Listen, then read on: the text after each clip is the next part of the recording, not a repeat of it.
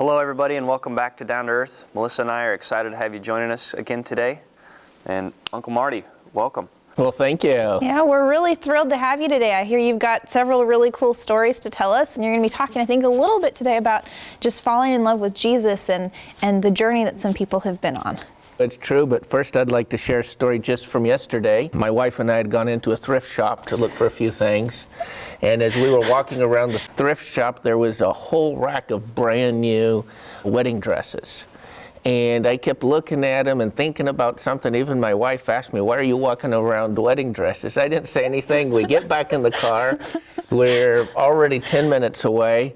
And I say to my wife, well, I was actually looking at them for Tammy.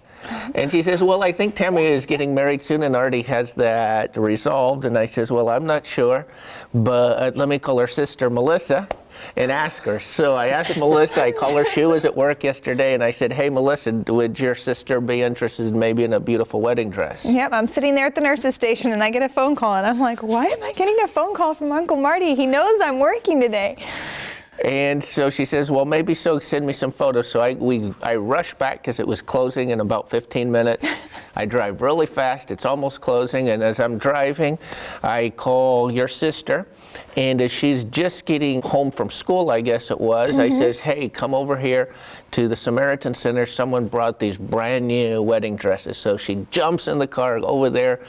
It's just about to close, and as she's pulling some there to look at, I go talk to the manager. She's super sweet, and I says, look, we have a friend here that's a student, needs a wedding dress. Could you hold the store open a few minutes? Because I'm sure in the morning a lot of resellers come, and high-end items like this I'm sure will be all snatched. So she was very kind, left it open, and I was just so happy to see her get such a beautiful dress last night. Well, and I know when I got home from work, she was just super ecstatic to have gotten a dress, and she loves it.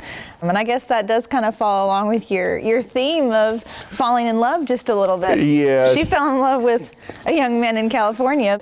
We're going to be talking today about falling in love with Jesus. Absolutely. Well, this story takes place in Iran. As most people know, Iran is a very closed country, but at the same time there's a significant move towards Christ. But I'd like to tell a story of a young man that we work with there, and he doesn't live in the country now. He's outside of the country, but works for his country, and I'd just like to tell you part of his story. He was a young man there, and his parents had all traveled, and they were away from home, and he got very sick, and he was having higher and higher fever. He had taken his own temperature, gone and got the thermometer, and he was at probably about 103 or something, and he was now freaking out, and it was going up. So he just starts calling out, oh, Jesus, save me. And as he's calling out, it's like 3 in the morning, he's scared. He doesn't have a way to get to the hospital. His parents are gone. No one's in the house. And he just starts praying, oh, Jesus, help me. Oh, Jesus, help me. Please help me. That's a scary situation to be in. Is he a Christian or, living in Iran? He was. He was Okay. a Christian. His family were Christian, and actually his family came from an Adventist background. Okay. And so he had grown up, as a Christian. And he just starts saying, Jesus, please help me. God, save my life, because I don't know what's going to happen and don't know what to do. And all of a sudden, at about 3 in the morning as he's praying, all of a sudden he feels this deep presence of peace in his room. He opens his eyes, looks above his bed, and there is this revelation-like figure. His face is shining like the sun, his feet like bronze. And he's just there for about 25 seconds. He counts at 1001, 1002, like this. And he's counting there, and then a voice booms out and says, you will be healed, my son. Oh. And so he's really shocked, but within a very few minutes, his fever starts to drop. He feels better. He can't believe it. And he just feels so energized. And in the morning, he gets up with this fearlessness, and he explained it to me. I feel like a lion. I feel this fearlessness of a lion. And so he started asking God, why do I feel this fearlessness like a lion? And it's strange to him because he was more of a timid, quiet person.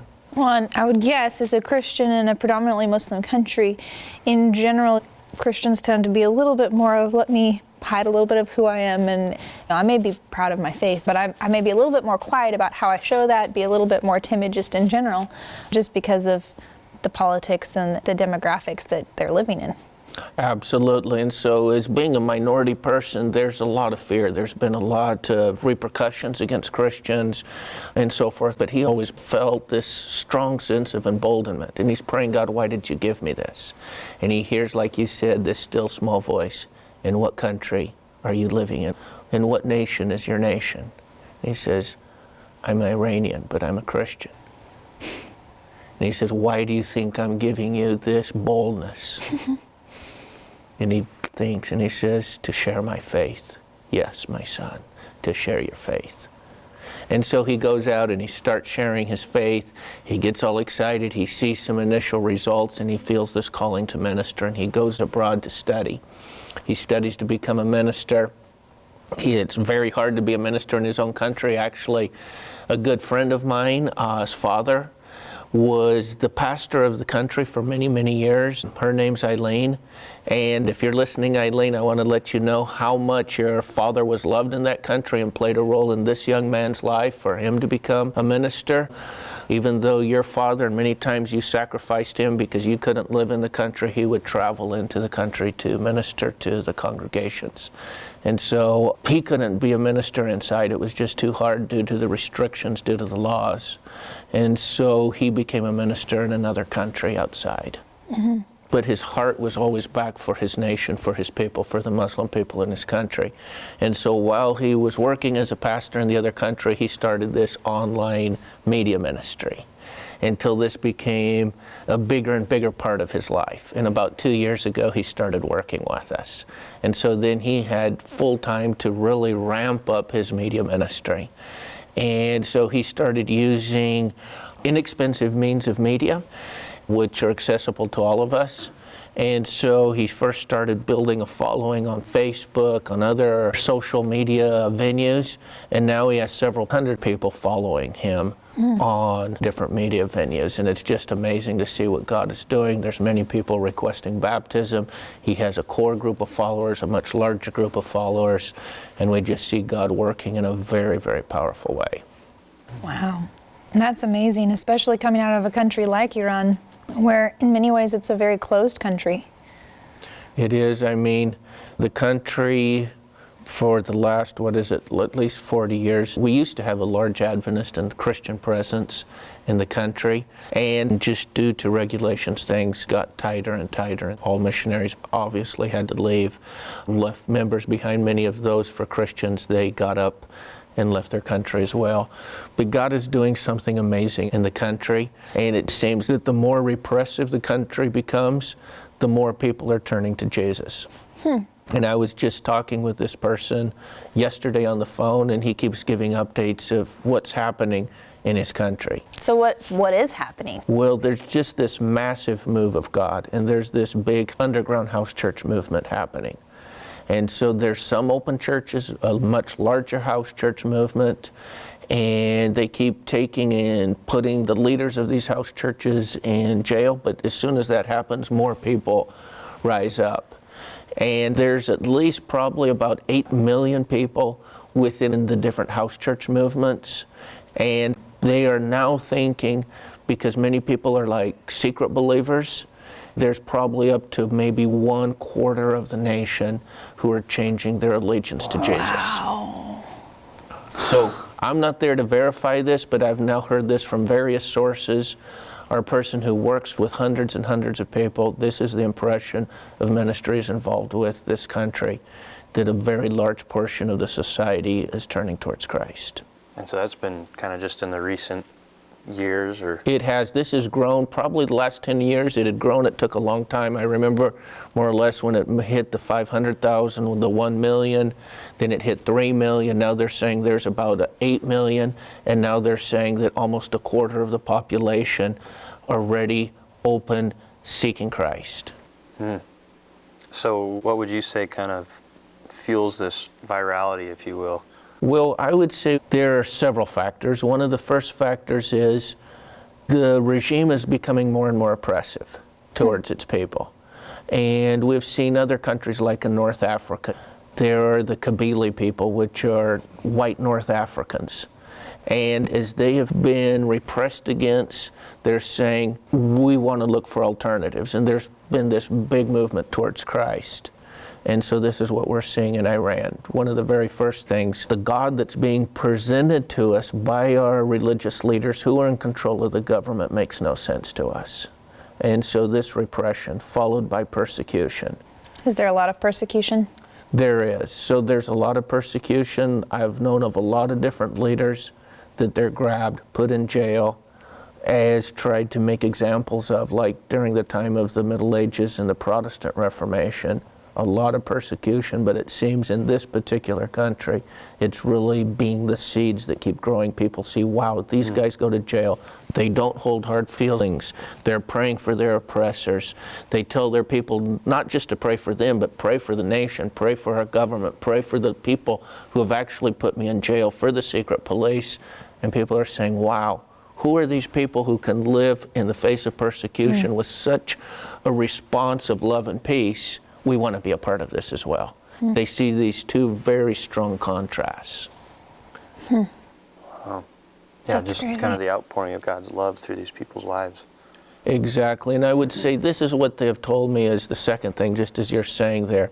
Besides this persecution, seeing the response of the people, one of the very big things is seeing the stark contrast between their leaders who say we are Muslim and what is happening with followers of Jesus. So it's almost become viral, this talking about Jesus in different popular forms of media.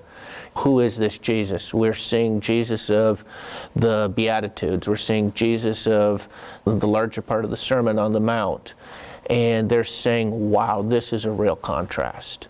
We want to be a part of someone who's like this. We want to be a part of a Jesus movement. So basically, what you're saying is you have general population who are coming across words of Jesus, talking to people who have access to it, getting a copy of the Beatitudes, getting a copy of the Sermon on the Mount, and reading this and saying, hey, this does not mirror what I'm seeing from my leaders. Exactly. And then there's been a massive bringing of Bibles. I have friends that live not far from here in Atlanta, and they have been a funnel of fundraising to bring Bibles into the country. And it's been at a premium because it goes through the same routes that drug traffic goes through. But they have been importing massive loads of Bibles into the country. And it just seems that it can't stop, and there's just this steady need for more and more Bibles. And Bibles are taken more and more through donkey loads through the middle of the mountains, snuck into the country, and then they evaporate as soon as they get across the border with people who are hungry for the Bible. That's amazing. And so we've just seen this, and this then coupled, two things have said. They see this incredible face of Jesus, and then they see it not just in words, but in the life of the people. I was just talking yesterday to our ministry leader, and he was saying, you know, people keep saying, wow, we have never seen people like this, because even though he doesn't live in the country, besides his major teaching that he does at several hundred people at a time, he then has one-on-one with people, and people call him and says, you know, I'm fighting with my wife, what can I do? And then he will spend there an hour with the person. As soon as he's done with another one, there's someone else on the line. So he spends almost his whole day on social media, on Skype, on WhatsApp, answering questions. And people are saying, wow, we have never known people like these followers of Jesus who are willing to spend time with me that they don't even know me. They're not my family. They're not my close friend group. And he just spends time talking through issue after issue. As soon as he's done with one, another person's waiting in line to talk with him. He's just got a full-out counseling session going. He 24/7 is what it 24/7. sounds He like. was telling me, I don't hardly have time to sleep. Finally, I just have to Turn my phone off. turn off my phone and sleep, and then the first thing, it's ringing in the morning again. I just barely turn it on. Within 3 minutes, ring, ring, ring, my phone starts again. So kind of what it sounds like you're saying is that you have this persecution going on. You have people seeing Jesus' way versus spiritual leaders' way. But you see, it sounds like almost the biggest thing is people recognizing a difference in the way that followers of Jesus act. Absolutely. Almost as if they have the presence of his Spirit. Yes. And it's become something that they're longing for and hungering for, something where they feel like, I can trust you enough to call you at 2 o'clock in the morning when you're trying to sleep and say, hey, help me, my wife and I are fighting, what do I do?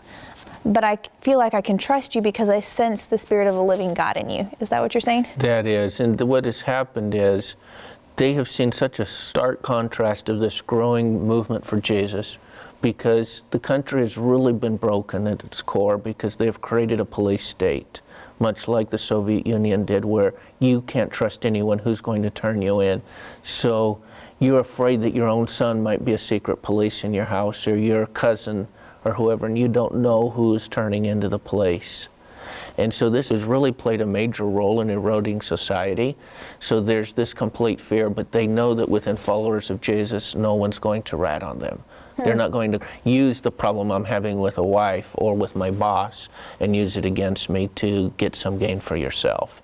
So they're just seeing this stark contrast of what's happened in their country due to using extreme force and violence. And here is the opposite, Jesus, who is the man of peace. So is there anything in the Quran or anything that draws the Muslims in? I mean, obviously the love of Jesus, and as you were saying, seeing the Spirit of God and feeling like they can trust Him, but is there something even from their own writings that they see maybe in these people's lives that gives them reason to trust as well? Actually, there's many things. Actually, many of these people come to faith first from the Quran, and they start seeing these redemptive bridges, these things in the Quran as it starts talking about Jesus. As we talked in our last session about the Quran talking about the Word of God, about Him having a virgin birth. We talked before of meaning of the sacrifice in a previous discussion as well. And something that they've told me that in Iran really has hit home to them is the Quran says Jesus is the Spirit of God. The Ruh Allah. The Ruh Allah, yes, Melissa. So what is this Ruh Allah? And so it's just kind of gone viral, he's telling me. People call him and ask him, people who haven't even had contact with other followers of Jesus. And when they see his ads in the social media, they call him up. What does this mean? We've been reading in the Quran that Jesus is the Spirit of God. And so then they start saying, you know, we've been thinking about this. If He is the Spirit of God, and then those who have started interacting with other followers of Jesus are saying, coming to this conclusion, if Jesus is the Spirit of God, He is the best one who represents. We can see in the face of Jesus who is God. God isn't like what our religious leaders are showing us. God isn't the one who brings this type of force coercion. And Jesus is just the absolute opposite. And so they're starting to say, wow, if we can understand God through the face of Jesus, this is amazing. We need to live very, very, very different lives. Well, it kind of shakes you a little bit to the core when you've grown up a certain way. And I mean, I think in Christendom and Christianity, we have this same problem where a lot of the times we put a lot of our faith in the leaders of our various denominations or etc. And when they fail you, you're not sure where to turn. And I think the same thing would apply with Islam, where you have these people who are they're spiritual leaders that they've looked at and admired, and they've gotten most of their spiritual food from for years and years and years, and all of a sudden they start asking questions. First of all, this doesn't make sense. They start asking questions, then they start realizing who the character of God is. And if there is a character to God, and it doesn't match what they see portrayed by their spiritual leaders, then where do I go from here? And I think I've heard your wife say this actually several times, that somebody once told her that when they had their aha moment, and I may be getting this wrong, but this is what I remember, their aha moment of who Jesus was, they said, I finally get it. Jesus is the visible face of an invisible God. Exactly. And this is really what is happening today in Iran. This is really at the core of what is bringing millions of people to faith. They're saying, wow, through Jesus we can see who God really is. We used to see Him dimly. Our leaders saw Him darkly. But now in the face of Jesus, it turns our world upside down, because if God is anything like Jesus, if God is the one who doesn't come and stone and kill the woman caught in adultery, but He comes and restores her back, this is the God we want to serve.